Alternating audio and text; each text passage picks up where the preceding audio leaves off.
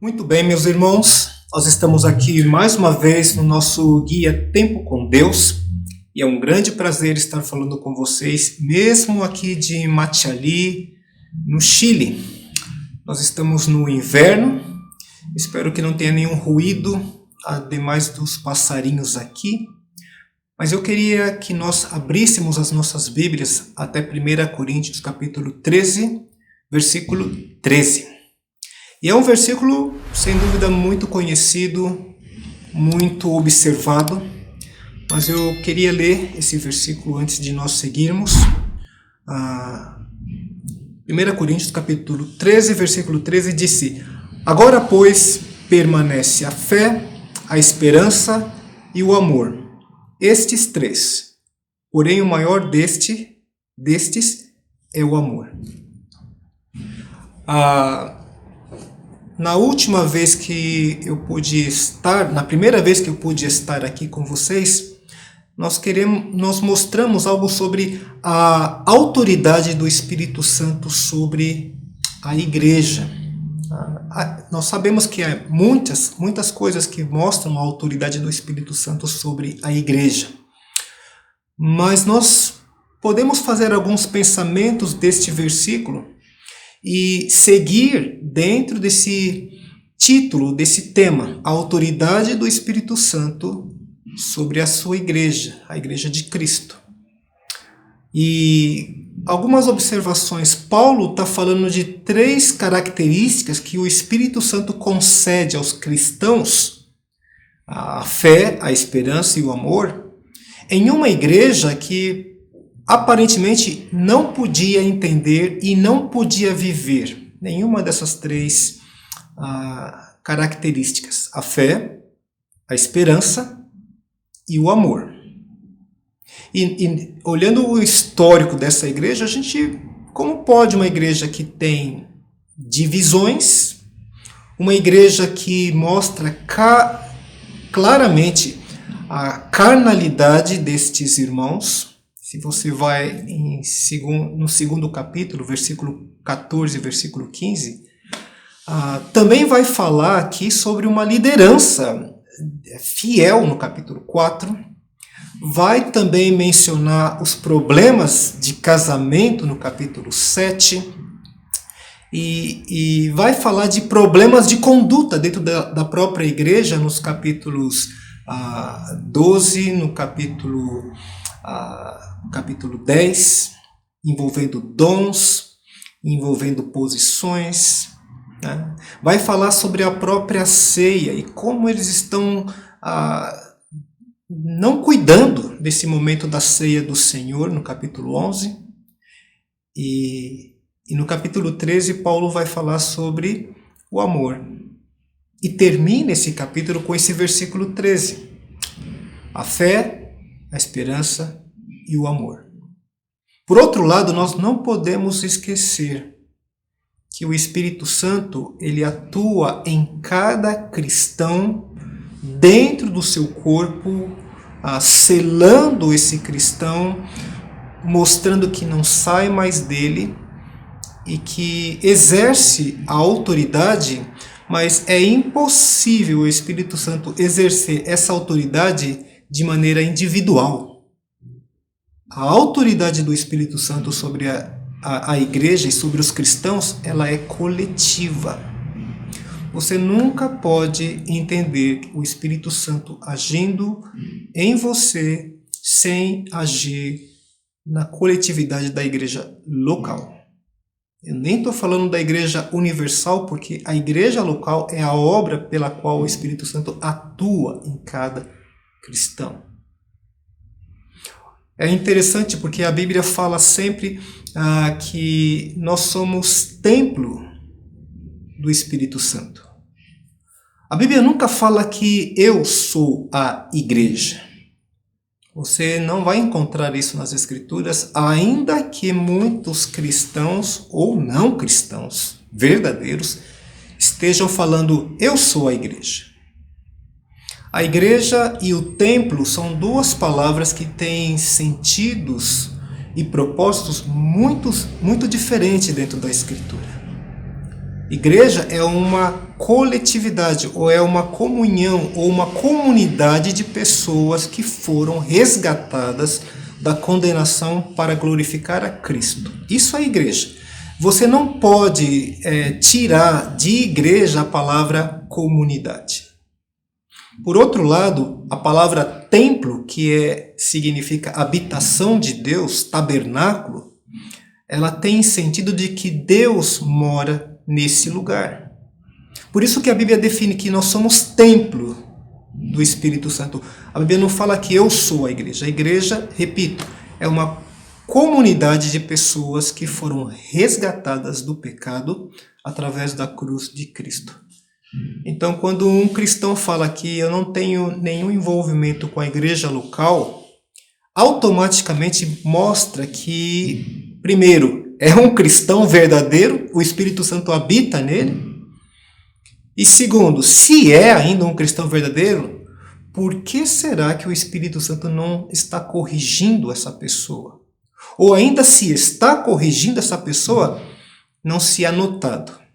Nem a própria pessoa e nem a comunidade dos cristãos, que é a própria igreja local. Então, baseado nessas duas informações, Paulo escreve esse versículo a uma igreja que não tinha muito a ver com o que estava sendo escrito.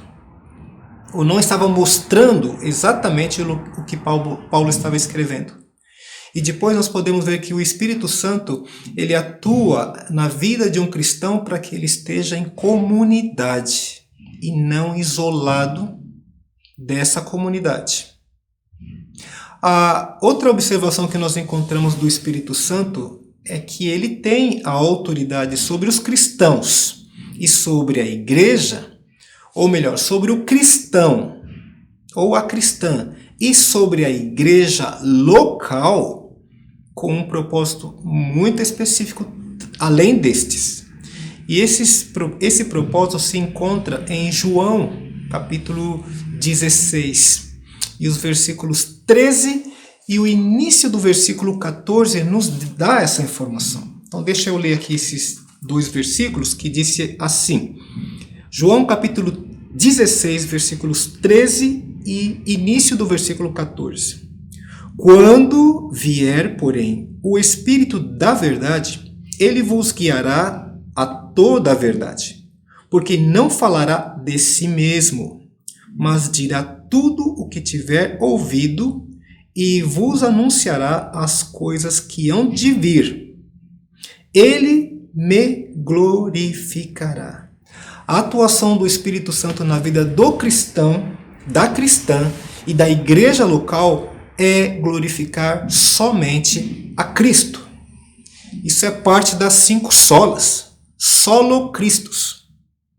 O Espírito Santo, ele tem essa autoridade sobre o cristão e sobre a igreja local. Agora, o cristão nunca vai poder glorificar a Cristo fora da igreja local. Não há como glorificar a Cristo fora da comunidade dos que foram resgatados pelo sangue de Jesus. Veja vocês que o apóstolo Paulo esperou mais que uma década para ser enviado e obedecer a Deus ou a Cristo na obra que tinha sido chamado apóstolo aos gentios, enquanto uma igreja não o enviou, a igreja de Antioquia. Capítulo 13 de Atos. Ele já sabia disto quando encontrou com o Senhor em caminho de Damasco, mas ele não pôde exercer de forma oficial, de forma prática, de forma de obediência, enquanto aquela igreja não o enviou. E digo de passagem, quando essa igreja também foi informada pelo próprio Espírito Santo de que teria que separar a Paulo e outros com ele. Então, há uma ligação muito forte muito clara da autoridade do Espírito Santo sobre a igreja local, envolvendo cada cristão e cada cristã. E quando nós chegamos nesse tema fé, esperança e amor, é tão interessante porque os três aqui sempre atuam juntos. Você não pode exercer fé sem esperança e amor. Você não pode viver a esperança sem a fé e o amor. E você não pode exercer amor sem fé e esperança. Agora, Paulo fala ao final que destas três características que o Espírito Santo exerce sobre o cristão e sobre a igreja local, é interessante que Paulo coloca aqui que o amor é o principal nessa circunstância. E a razão é clara, porque o amor, e esse amor que Paulo está exercendo, ou que está falando aqui no versículo 13, não é o amor que nós temos para com Deus, mas é o amor que nós temos, ou que devemos ter para com os nossos irmãos. E por outro lado, o amor que nós temos para os irmãos sempre se diz que eu estou muito bem com ele. Agora a pergunta que passa é: e quando você não está bem com ele? A coisa deixa de ser amor? Para muitos é o que acontece, deixa de ser amor. Mas quando nós lemos também nesse capítulo alguns textos sobre essa palavra amor, no versículo 4 desse mesmo capítulo 13, diz: o amor é paciente. No versículo 6 desse mesmo capítulo, não se alegra com a injustiça. E no versículo 8 diz: o amor jamais acaba. Então a pergunta é: amar uma pessoa exige paciência? Por quê? Se amar é algo de sorrisos, de abraços, de ajuda, e quando essas coisas dentro desse amor não está? Aqui entra a paciência. E paciência com sofrimento, né? Paciência olhando pecados. Isso é amor que se exerce nessa passagem. O outro que fala aqui, o outro texto que eu também li, no versículo 6, não se alegra com a injustiça. Que é a injustiça aqui, senão a verdade? E, irmãos, quando se diz injustiça envolvendo a verdade, é a verdade da palavra de Deus. Muitos irmãos entendem que amar significa aceitar o pecado. E amar não é isto. Muito pelo contrário, o amor significa mostrar o pecado, rejeitar o pecado, mas não rejeitar a pessoa. O que se tem muito na igreja é: eu aceito o pecado, tudo bem, porque é amor. É um grande erro, isso é injustiça. O amor verdadeiro vai implicar conflitos, o amor verdadeiro vai implicar perdão, o amor verdadeiro vai implicar uma conversa muito dura, muitas vezes. Isso é amor. E a melhor reflexão dessa dureza do amor é na própria pessoa do Senhor Jesus, quando Deus pôs a sua ira sobre ele por nossa culpa. E ele sofreu a ira de Deus na cruz por nossa culpa. Isso é amor. Tá? E finalmente o amor jamais acaba. O amor cristão, ele não tem fim. Porque se ele tiver fim, não é amor. Por isso que Paulo está escrevendo a esta igreja. E Paulo está dizendo ao final do versículo 13: porém o maior destes é o amor. Porque o amor é sofredor. Ele não somente é paciente, ele não somente sofre com a injustiça, e ele não somente nunca acaba, mas o amor é a base para sustentar a própria fé. É a base para sustentar a própria esperança. Porque se a nossa fé cai, ou muitas vezes que a nossa fé cai, muitas vezes, e não poucas, é pela falta de amor. Ou muitas vezes quando nós perdemos a esperança, e não estou aqui dizendo a esperança do vir de Jesus, mas a esperança da restauração do que é conflito dentro de uma igreja local, que é normal, que é saudável, então a esperança também quebra, porque não tem mais esperança de comunhão. O amor é importante porque ele sustenta a fé e sustenta a esperança. Recordo você e eu que Paulo está falando com uma das igrejas mais carnais que o Novo Testamento nos apresenta. Que Deus abençoe o seu dia, que Deus abençoe a sua vida, que Deus abençoe a nossa igreja local.